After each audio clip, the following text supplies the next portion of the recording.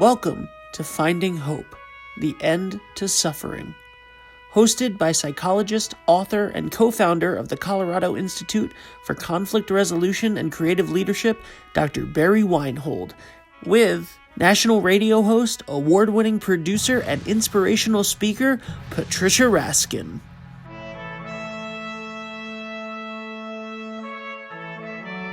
Hi, everyone, and welcome. Welcome to Finding Hope, the End to Suffering. I'm Patricia Raskin, your co-host, with the creator and brainchild of this podcast, Dr. Barry Weinhold. Welcome, Barry. Thank you, Patricia. Good to see you again. And it's great to co-host with you, and it's great to really do our segments this way because we really talk about the subject matter, which we did in the first week about changing our beliefs. And then we bring on an amazing expert, which we did at the end of the last segment, Dr. Arnold Nerenberg. And I know you found him. He's amazing in the things he's accomplished.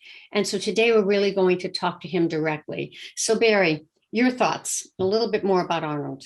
Well, I think, and when I talked with him and I read his story and listened to what he had to say, I could see that he was perfect for the show because basically he had a belief that developed out of something that happened to him, and I'll tell you about it in a minute, as a teenager.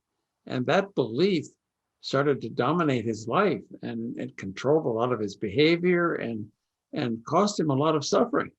And then somewhere along the line, he realized that and was able to take the steps he needed to change that belief.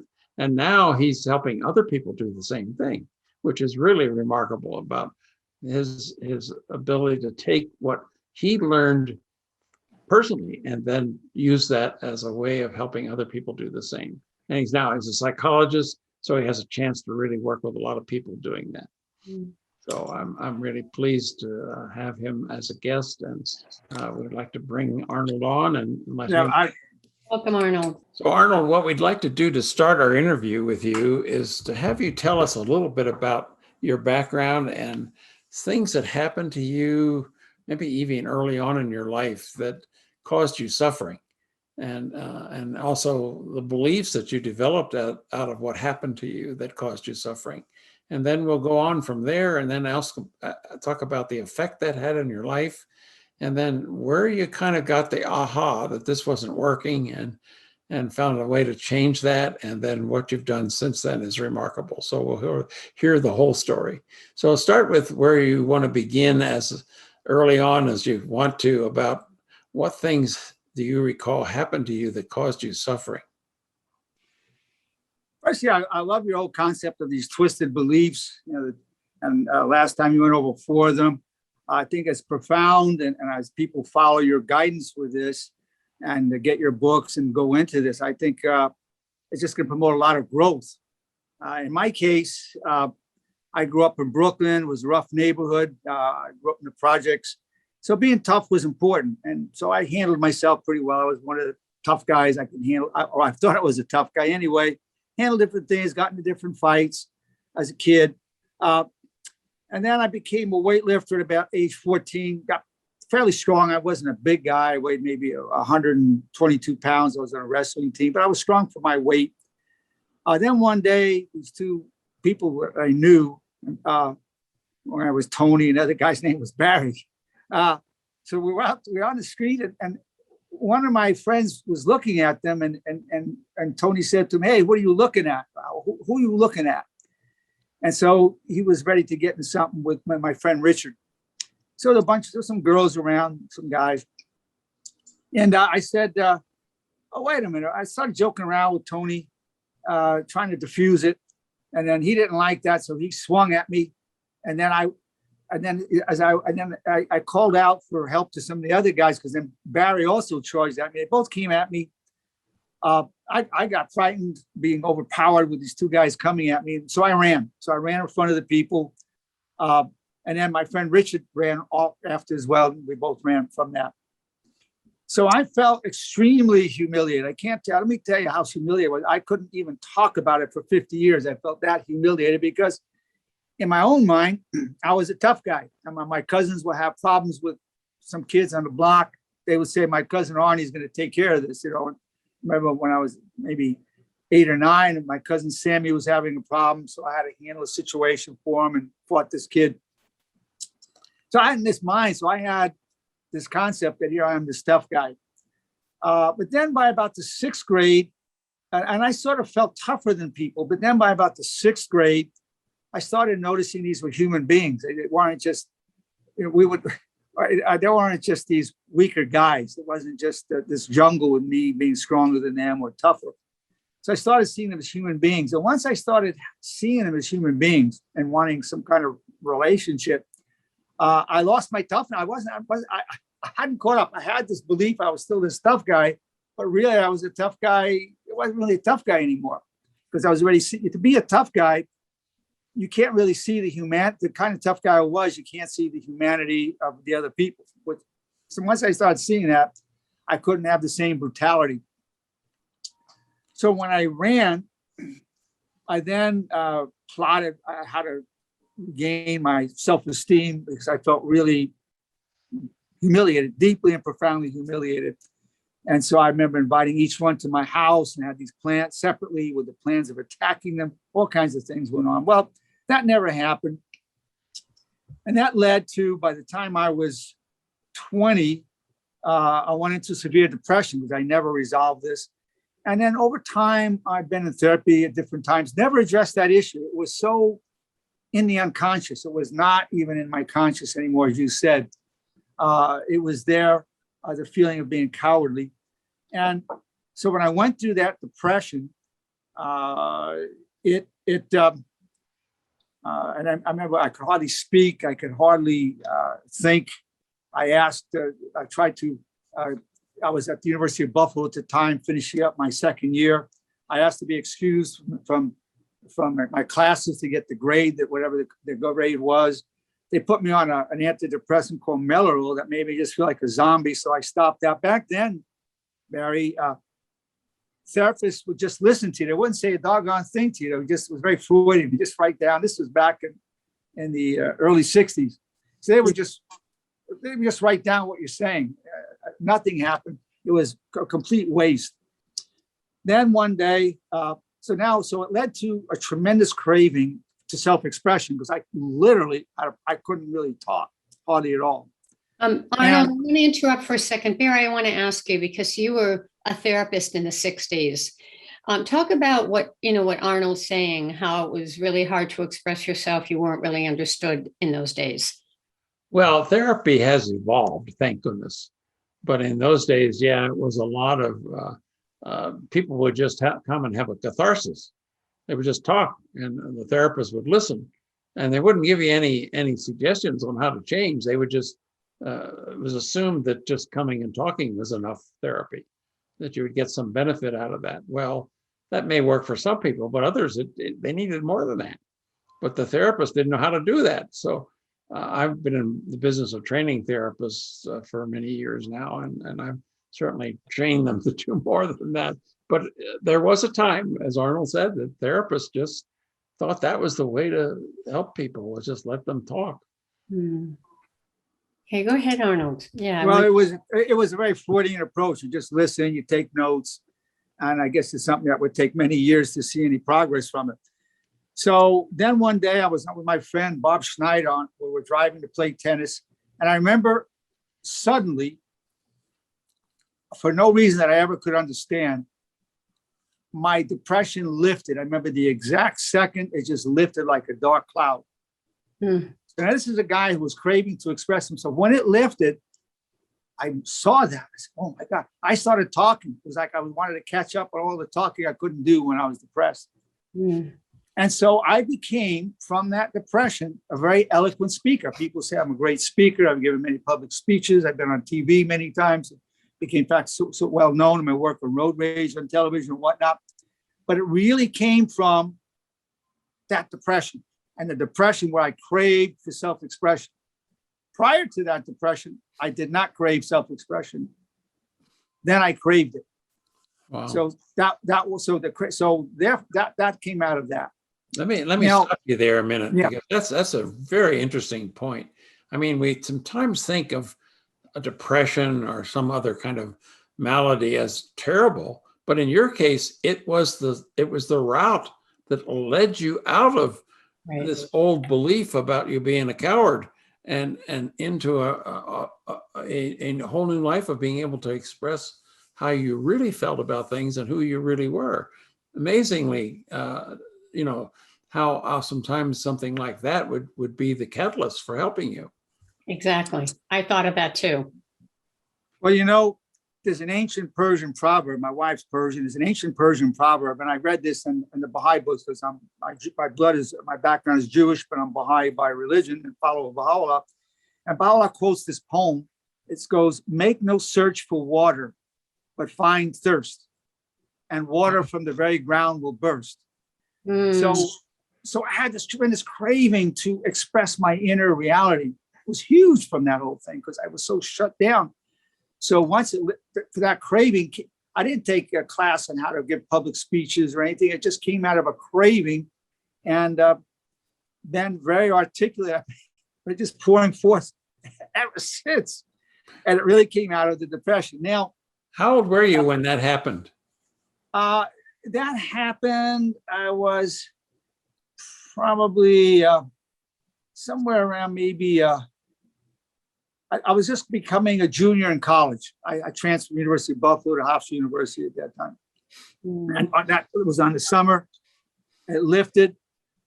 And so then I would say, so now we see the depression led to becoming a public speaker because of the craving that it led to. Then I was a weightlifter since age 14. And I would say I wanted to make sure that I never got depressed again. And I wanted to be able to help other people with their depression. Became a psychologist. Being a psychologist, many people say psychologists went through their problems and that's why they're psychologists. That stereotype is sure right about me. Me too. I want to be a psychologist to prevent that from happening and help others with it. Right. Yeah. So it led to me becoming an eloquent speaker, and it led to me becoming a psychologist. Now, still all this time, I'm still carrying that trauma in the unconscious, never addressed it to anybody. Then when I came into my 60s, one day when I'm about 59 years of age, I said, I could become a world champion powerlifter on the bench press. I never stopped weightlifting. I always kept exercising, which in part was motivated by that sense that I'd been a coward and I don't want to be in that position again. And by the way, over the years, I stood up to people that I never should have stood up to. You might think I was brave. It wasn't that I was brave. I was terrified of feeling like a coward. So I would stand up to people to protect people, whatever, in all kinds of situations, not out of bravery, out of terror of feeling like a coward again and going back to that depression. So that all then led to me training hard. And by age 65, I took the title strongest drug-free man in the world for my age and weight. Wow. So when I was in my 20s, I bench pressed 255. When I was 65, I bench pressed 365. That's drug-free, no wraps, no straps, no bench press shirt, just me. So I became a world champion. I was interviewed in Powerlifting USA. I was on the cover. They had a big feature story about me. Now, here's the interesting thing. Once I became that powerful, I could be in any room around a bunch of guys, tough-looking guys, tatted guys, big. I was no longer intimidated because I was stronger than almost all of them. So I was no longer fearful of them. What did that lead to? I became gentle with other men because I no longer feared the men. Spiritually allowed me to become very gentle with men and very loving, which was always the most hidden of the hidden in me. You want to talk about unconscious? The most unconscious thing in me was love for other people. By far, the love, I think I was embarrassed by it as a man. I didn't want people to think I was hitting on them sexually, whether it was a male or a female. And so I hid the love. That was the most hidden of the hidden. And then once I started coming out of we talk about homosexuals coming out of the closet. Well, I'm a heterosexual. I came out of the closet in terms of being a man who loves other people. Right. And so I started, I was writing I've written books and books of poetry, love poems to my wonderful wife and other people. So, but let me just ask you something, Arnold. Don't you think this is what men are taught? I mean, or they were taught? We're not taught, to have that softer side. We have it, but as you said, we're not man enough if we express it. So you're kind of going against, right, Barry? What? Yeah, right. I mean, in Jungian psychology, they talk about the masculine and the feminine, and most people have both. But in some cultures, particularly this one, in men, the feminine is put down and thought to be not really necessary, important. But it cuts off half of our humanity. And until we get connected with that feminine side, which you apparently did at that point, then you become a fully capable human being, capable of fully loving other people. Mm-hmm. But until then, your love is, I think, is more manipulative than actually love. It's more control than love. Mm-hmm. What I found was that the love I had was so powerful, so profound for people, for my family and other people, that it went to actually mystical levels. That the love poems that I've written could be poems that were written to God, written to a human being. It went into very archetypal love expressions that happened.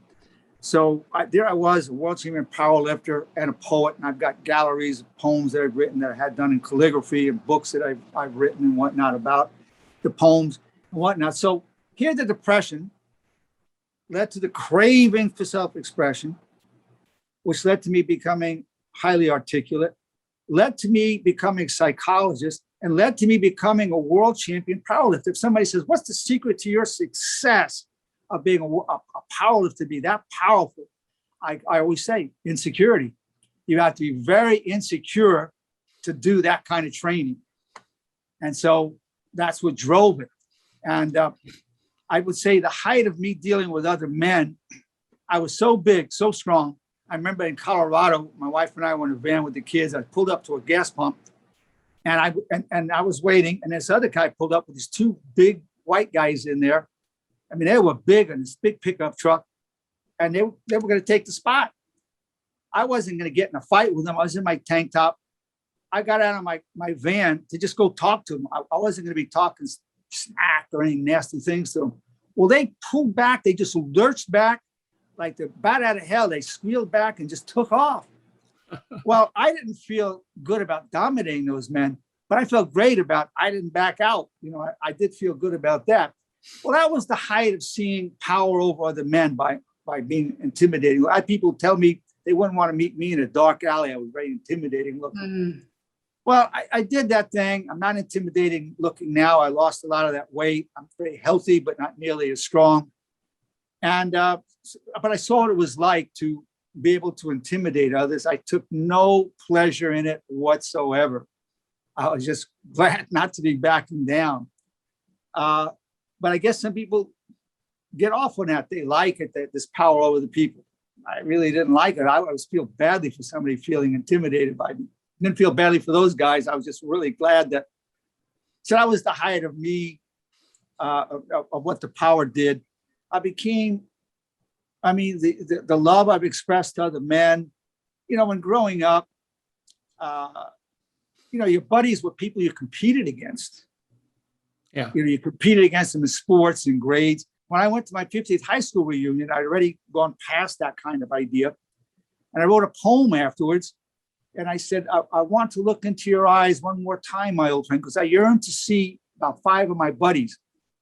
The women that I was attracted to in high school, that I flirted with, that I was too shy to talk to, never think about them at all. The love was not for them, it was for my friends. So I said, I yearn to look into your eyes one more time, and I wanted to go and see them. And the last line of my poem was, I did not know my heart when I was young, but in truth, I did love you then. I would dream about these guys. I missed them. And it's amazing. And what we're going to talk about in our next segment with you, Arnold, is this amazing disciple of self-honor that you have come up with. There are 4 of them, and you teach this in groups to everyone. And so you may want to share them, but then in the other episodes, we're really going to go into these, because not only have you developed this for yourself, but now you're teaching this to thousands of people. And it's based on everything you just said. Yes. So want to just share that with us, and then we'll close for this week. And then next week we'll come back on with our expert, Barry Weinhold, PhD, who created this podcast, and our guest today, Dr. Arnold Nerenberg. Go ahead, Arnold. Well, let me say that was all part of the journey. Another Right. part of the journey, which I'll go into in the next time, is my felony. I became a felon at age 70. I'll go into what was involved in me Yeah, that's becoming a important. felony. Yeah.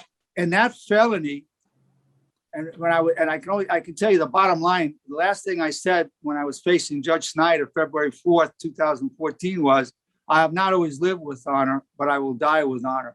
And what that led to, me founding Felons of Light, founding Disciples of Honor, me going just a whole other level of growth from my felony and my repentance. Right. Do you want to read these 4 or these? Well, I just tell you, here are the 4 commandments of honor. Right. The 4 commandments of honor are: I wish you well. I take full responsibility for co-creating my reality and my problems. I'm grateful for the power I gain from hardship. And then one of 2, depends whether somebody believes in God or not. I do, but some people don't. So if they don't believe in God or wish to address God, you go, I seek always to serve my highest values. If you believe in God as I do, it's God you wish is my only wish. So the 4 commandments are: God you wish is my only wish. I wish you well. I take full responsibility for co-creating my reality and my problems. Grateful for the power I gain from hardship. For that to have an effect, it has no effect whatsoever unless it's repeated every day for a lifetime.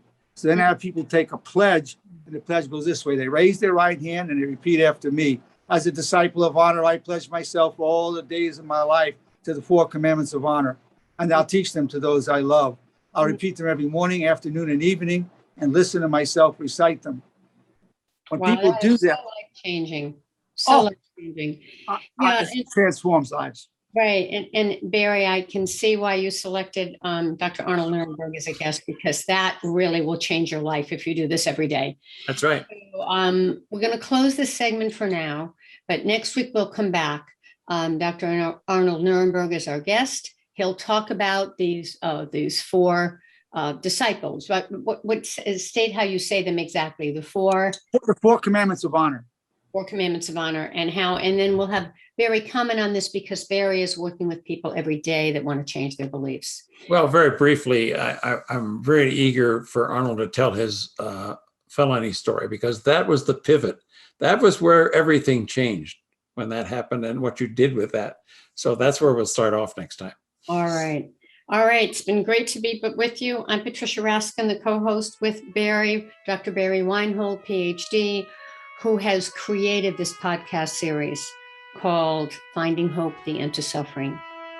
This episode was brought to you by the Colorado Institute for Conflict Resolution and Creative Leadership. Find out more about these resources at weinholds.org.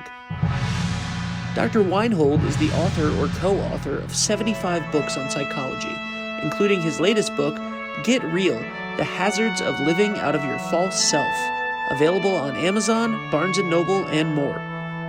Patricia Raskin is the host of the nationally recognized program, The Patricia Raskin Positive Living Show, and is currently heard on voiceamerica.com, Apple Podcasts, Spotify, and more. New episodes of Finding Hope, the End to Suffering can be found every Wednesday.